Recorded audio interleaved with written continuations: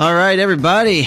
Welcome to the production channel. I am super pumped about today. We got a whole new voice and part of the industry we get to take care of. But before that, I am joined by my co-host Clem. Welcome, Clem. Yeah. What's going on, Bowlesy? Oh, man. Plenty. Everything. I feel like every single week we're either queuing up another awesome podcast or publishing another awesome podcast.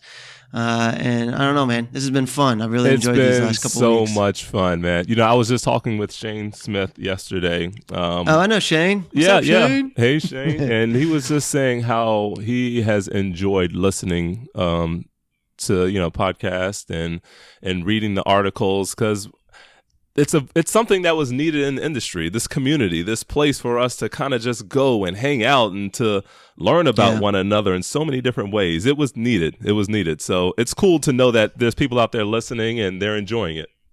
That's awesome. Yeah, actually, to piggyback on that, I was talking with some people I know from a production company here in Orlando, and they were sharing with us, they were saying, I first saw your podcast and I wasn't quite sure what to think. And I kind of was just saying, oh, that's cute. That's kind of cool. And then I listened to it on the way home and was genuinely surprised that it had original and awesome and relevant content in there. Yeah. And I was like, I think I'm going to take that as a compliment. I'm not entirely sure, but I think I'm going to take that as a compliment. Right. Thank you.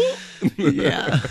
Well, cool. Yeah. So for anyone who's listening for the first time, this is the production channel. It's Clem, it's me, it's really anyone who wants to share from the industry. We try to bring together the best voices from the various different parts of the industry: audio, video, lights, broadcast, sports, house of worship.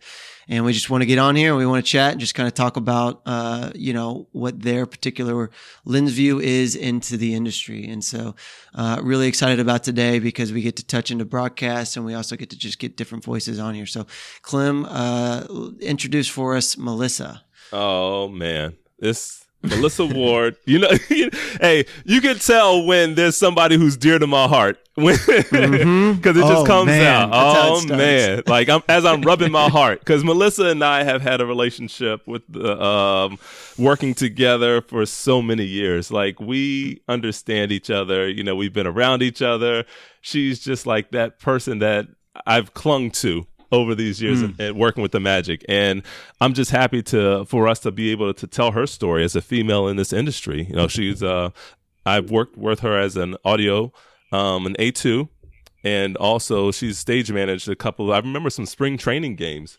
And but Melissa is definitely somebody who understands different facets of this industry. So welcome, Melissa.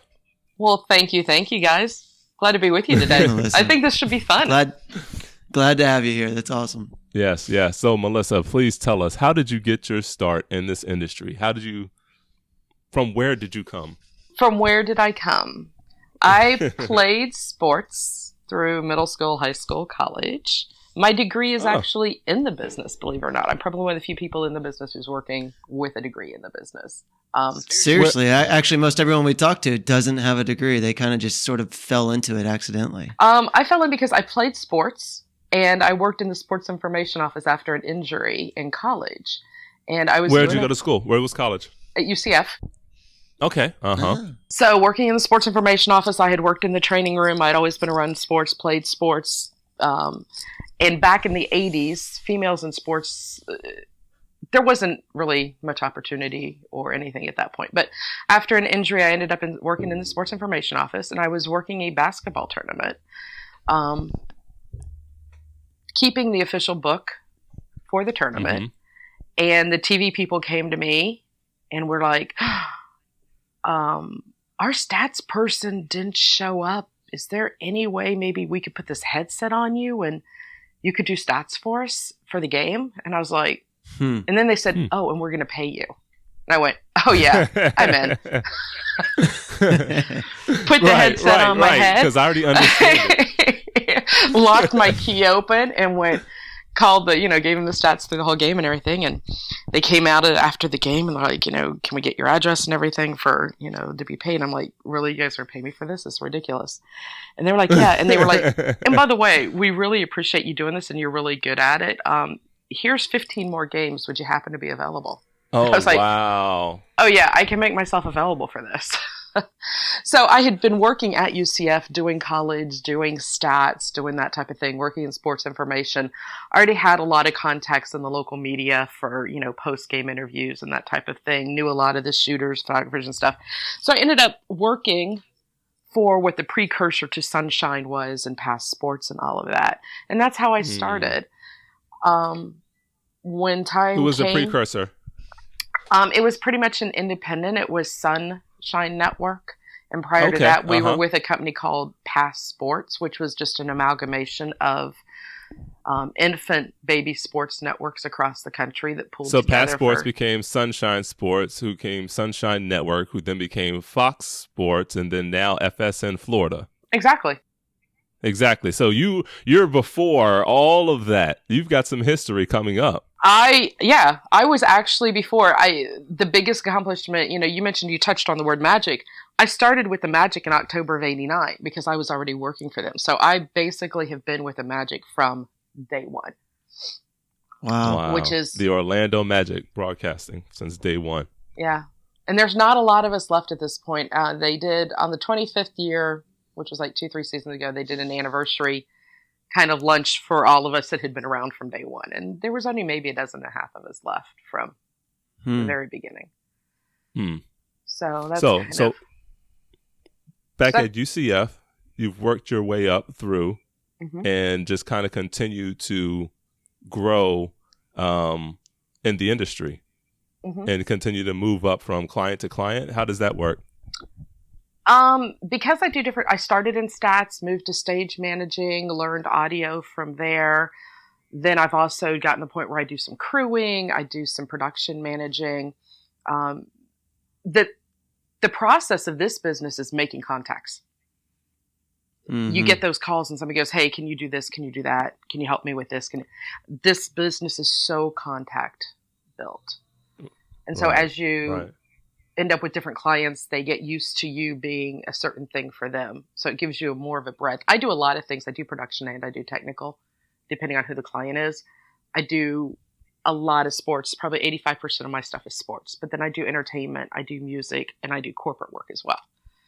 So it keeps you fresh. It keeps you new. As a freelancer, you don't get really bored because it's not like you're getting up and going to the same office every morning. And, I love freelancing. I love what I do. I love the people I get to meet. When you have a bad gig or it's a rough show, it makes you appreciate more the good, easy ones after that that go smoothly. So that's kind of where I am. Yeah. Gotcha. So then I got a question for you, Melissa, to give us just kind of the quick overview of what your role looks like in one of these sort of sports related gigs, right? So whether it's the Magic or somebody else, I mean, what does your day look like? What kind of roles are you facilitating specifically there? In sports, my two primary contacts or clients would be ESPN. Specifically, I do a lot of college football and college sports for them. Just finished doing the national championship game. Roll Tide. Oh, yeah? Yeah. Cool. And then there you go. Yeah, I saw some pictures on Facebook. Yeah, it was awesome. It was an awesome experience. We had an amazing crew, great technical crew, great audio crew. So when you're working with people who are good at what they do, and it was just a fun atmosphere. Yeah, I'm sure. And then the Magic, and I A2 primarily for both of those two particular clients. So our day, when we get booked, we're booked for a 10-hour day minimum. And we come in, truck is there. We use remote trucks, unpack the truck, get all your gear out, get it ready, get it staged, take it into the arena, unpack it, build all of your stuff, whether it be your booth with your talent headsets and stick mics for interviews, that type of thing, putting in all your effects mics so that the people sitting at home hear the sound of the game. If you turn on your TV and you can hear the announcers call the game and you can hear the ball hit the rim or the guy get tackled, then that's my job. That's what I've done. Or some of the fans out there screaming, "Yeah, you suck." Exactly. That's when I go and I turn the microphone 90 degrees. When you can hear that one fan all the time. The aim in life is to never hear the one fan. You want that nice, the roar of the crowd thing. Yeah. You don't want that one guy, because you always get that one guy who ends up right in front of your microphone. So there are a few little tricks there to detract from that. But so what happens if you do pick up something that's inappropriate, or like what's your responsibility at that point to mark it, to make sure it doesn't, get out into broadcast? Is there anything that you can do there, or are you more so just setting it up and then the producing team has to make the call? It's just kind of that live event though, right? Yeah, exactly. In live sports, you don't get that 7-second red button like you do in radio or something of that nature in talk radio. And that type of thing, your board operator's got his button, and when he hears something, he reaches over and hits his button, and it buys you 4 to 7 seconds, and then it rejoins, and it's a pretty seamless thing. In recorded television, if you're watching a talk show or something and somebody throws your F-bomb or something, they can go in and go, dee, and they'll give you that, and you're like, oh, I know what he said, but they can't say it. In live sports, you're just kind of, it's there. It's just there, and there's nothing you can do about it. There might be a situation in a re-air, if it was really obvious, they might try to fix it. But it's, in the most part, in live sports, it is what it is. People are who they are. Yeah. Right. Melissa, I want to touch on something real quick, because you and I both have sports and corporate experience, extensive amount. For one thing that I noticed from just shooting sports versus the corporate and just being in the different environments, like you're saying, it's just live. It is what it is. There's no rehearsals. You just have to be always anticipating, always thinking about what's going to happen, how things work. You don't have that rehearsal time and that hey, let's do another Q to Q. You have one game, one event. And it always cracks me up that that's it. In live sports, I guess, Clem, you guys probably try to do the same thing I do. I try to go, okay, this is my plan A. If everything works and everything goes as it should, we're golden. But my plan A needs a plan B. Okay, if this takes a crap, then I've got this sitting here next to me that I'm going to go to. Okay, if that happens, then I'll rearrange it and repatch this way. I try to have multiple plans and go through the possible scenarios of failure so that I can be prepared, which I think people who do live sports and do it well have to be some of the smartest, brightest, most reactionary people, because you don't get that second chance. You don't get that second take. You don't, if you're a camera guy on the baseline and LeBron James has just bowled over the top of you, that's not rehearsed. He didn't plan to do it. You prop yourself back up. We push you back up. Exactly. Oops. Wait. Stop. But on the flip side, in the truck, they're like, "Oh my gosh, that was phenomenal! Tape rack that back. Let's see that. Let's watch you go end up." And we've all seen that. We all know it. And oh my god! No, and as a camera guy, I've experienced it. Exactly. I've experienced it. Like, you're talking about it, and I'm envisioning the plays happening in my head over and over again. Because we've all been there. We've all been there. You're standing behind the table, and the guy comes running full out, and he jumps, and like and there's more times, like you said, I've stuck my hands up to keep the guy from landing in the crowd. You use your body buffer. Yeah. But then at the end of the game, you're in the truck going, "Hey, let me see that. Can you get me a copy? Can you burn it for my reel?" Checking Sports Center. Checking Sports Center. Maybe I made top 10. Exactly. That's my boy Clem. He made it. Look, Mama, I made it. I'm famous. And people laugh, but we all know that's the thing. Hey, I was Sports Center yesterday. I was number 3, and you're like, and the guy at home who doesn't know anybody may not know it, but if you're in that market or you're friends with that guy or you're looking at his Facebook page, it's like, "Hey, I made 3 on Sports Center." Which is, you're sitting in a dark ballroom, Q to Q, and you're watching somebody's VP walk across the stage to the microphone for the 14th time to say his name. You're like, it's not quite the same feel. Yeah. But So, well, real quick on that, Melissa, I want to touch on something you said there earlier. When you were talking about how anyone who works in this industry really has to be one of the more proactive and less reactive sort of thinkers. And I think you're straight on there, particularly audio. A classic one is, all right, he's got a lavalier, and that more in the corporate world, right? So he's got a wireless lav, and often will be double double mic'd up there. We'll have 2 lavs. Yeah, exactly. And then someone's usually got a handheld, sort of chilling, just stage left, or maybe down on a sort of assistant stage manager or sort of exactly. Yep. And then there's always like the total fallback, which is a regular, SM58 on an XLR with just a coil of 100 feet, just chilling at the corner of a stage, just waiting for those sort of worst case scenarios. And I think that goes across the board, right? So Clem with projection, Scott, doing double stacks, if not triple stacks at different points, thinking about, sort of fallbacks. Right. And then also cameras, like that's what I've done. My background's all directing live cameras for shows.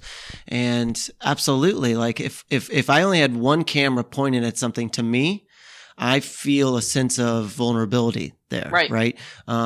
Because if that camera goes down, what are my options, right? But if I have 2, we can do a lot. I feel totally comfortable. I feel comfortable pushing the line. I'm like, hey, go ahead and give me that unique, try and sell me on this one shot, because I know I got a head to toe just waiting back here. I can fall back. Right. I mean, you've got your tight guy in there shooting the face, but if something happens, you've got that cover shot, that wider cover shot that you can cut off of and cut to. And, and it's always been my contention that you can take people that are used to shooting in a live environment, Clem, myself, those, you can then put us into a situation such as a corporate, or I can go into a studio situation or onto a stage or something like that.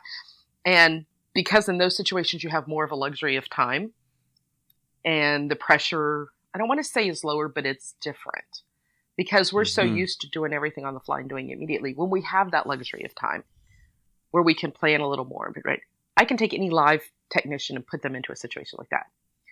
The opposite can't be said. I can't go to my local affiliate for a network and take a guy who is used to shooting 3 heads on a desk in the studio and put him out and go, okay, you're now the game camera for a football game. Right. It's a totally different atmosphere, style, pressure, that type of thing. So I think if you take guys, girls, technicians, whatever, however you want to refer to us, I use the guys as ubiquitous across the board to cover anybody. You have a lot more options, should we say? So, well, speaking of ambiguous, how do you see, the female role in the live events industry? Because, we were speaking earlier, we were speaking yesterday that, there just aren't a lot of female A2s out there, or just in general. Like, how do you see that on the tech side?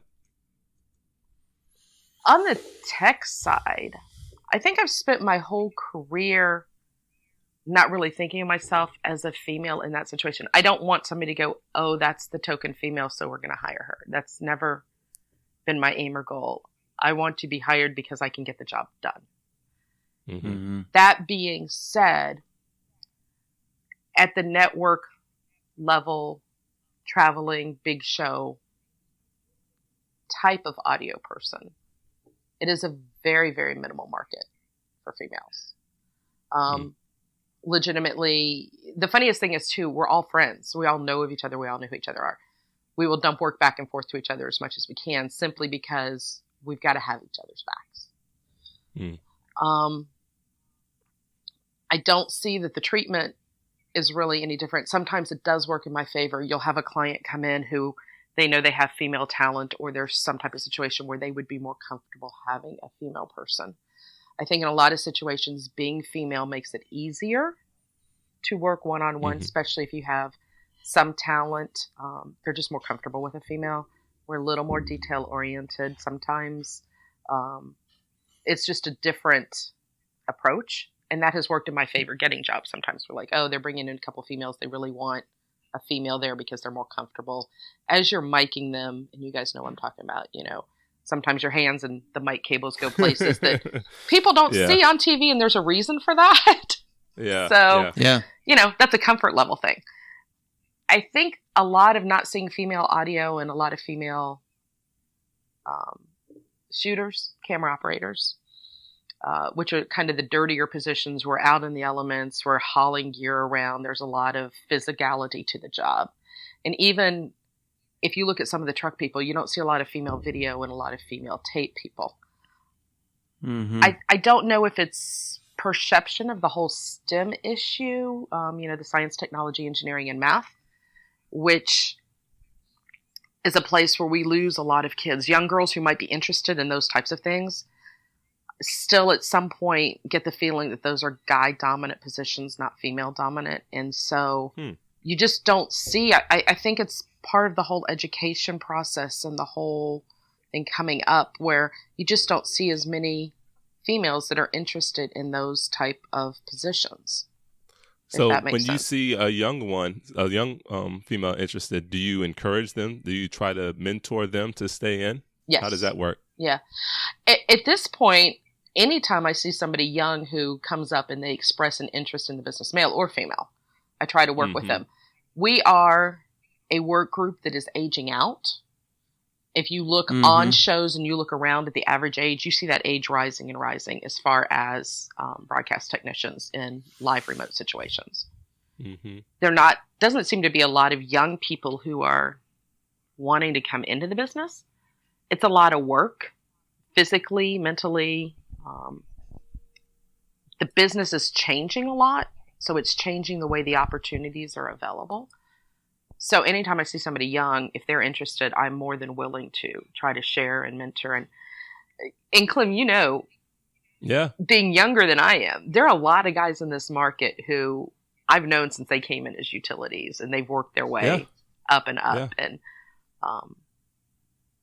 I enjoy that part. Yeah. I can honestly say that I have felt the love and the from you. I've just appreciated it through the years because I know that, I have a very strong relationship with my mom. My mom raised me, and I definitely felt that from you. Like, you cared about me, and you helped me to see my way through, this industry. So I just want to say thank you for that. Oh, you're welcome. And why should I not, if I have the benefit of the experience and can throw you a little tip here or there that's going to make your life easier, make what you're doing look better. A lot of people are like, I'm not going to train them because I'm just training to take my work, be my replacement. And there is a lot of that. I mean, we're in a situation now where we are losing work to the young kids that are coming out who are not as well trained as we are, who don't have the experience. We kind of joke in the world of audio, they don't pay me to plug stuff in. I can teach pretty much anybody. It's not that difficult. What I make my money at is doing it well and being able to troubleshoot and fix the problems as they come up and anticipate. Yeah. Right. But on the flip side, if they're going to pay somebody half of what they pay me and hope they plug it in correctly and nothing happens, until they get really burned, until there's a problem, we are losing work. We're seeing that go to other places and other people and people without the experience and stuff. Now, with experience though, you have to put your time in, right? You have to put your time in order to get that experience and feel how the event works. And for that event and that speed and that pace and that anticipation and all of that has to be a part of who you are. Okay. Because I know you get that because we did this career together. Now, congratulations, by the way, because I know your son is now enrolled in college. Thank Beautiful. you. Beautiful. How do you manage that, though? That's a huge thing. Like, you're talking about how much time you have to dedicate to your job in order to be successful in it, but then also the time and dedication that you have to put into being a mom and being there for your kid, and then to make sure that they're successful. I think, first of all, let me say, Clem and I are both used to being on the road. You become road warriors. You have to have a good support system, whether it's your parents or your spouse or friends and family. It truly becomes a situation where it does take a village if you are in this business to raise a child. Simply because there's always, again, the unexpected where, all of a sudden you get sick or they get sick or whatever. You make choices to adapt your lifestyle. You change your priorities. I made a decision when my son was young. If I couldn't take him with me somewhere and basically go in jeans, I wasn't going. I mean, I was like, okay, I'm not going to go out and party and hang out.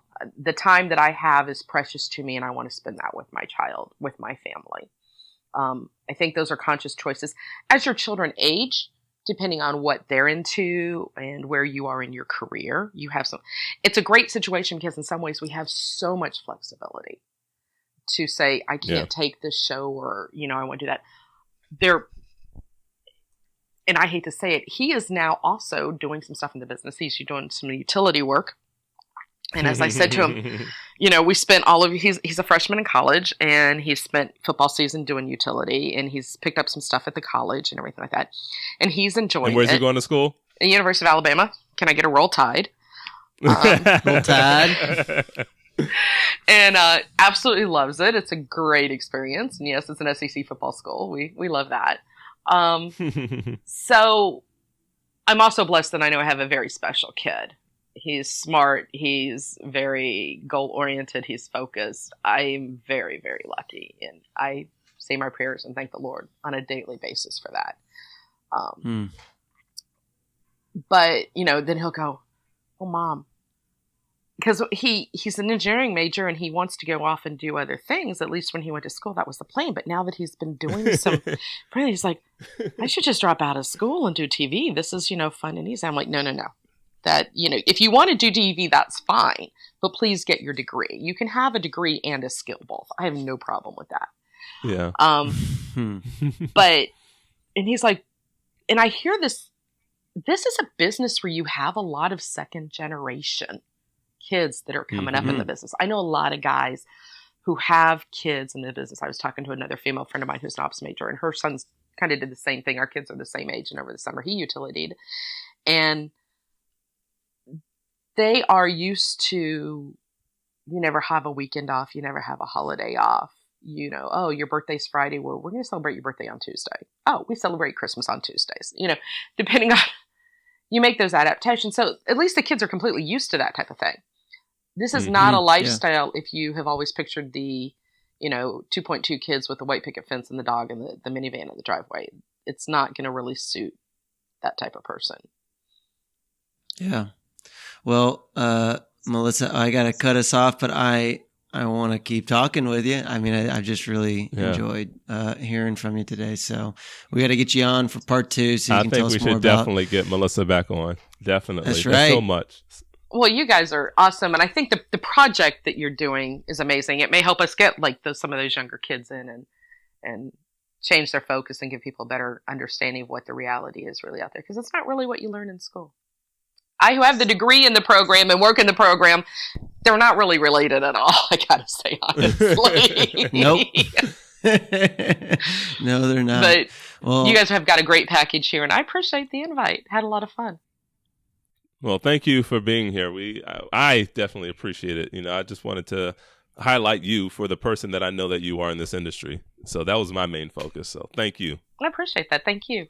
Well, that's it for us today. Again, if you have anybody you think or should be on here with Clem and I, please send them our way. If you yourself have an awesome story or just a role or a lens view into this production industry and you want to share it, please send it our way. We're always looking for people to join us on this podcast, help write articles with us on Production Channel, and even do some gear reviews and just sort of in general pro tip series about how you can be awesome in this industry. So you can check us out at production-channel.com and get all the latest episodes and articles. But with that, Clem, I'm going to wrap us for today, buddy. Thank you so much for another episode. Thank you, Melissa, for joining us. And everybody, please tune in again next week for the Production Channel. Chatter.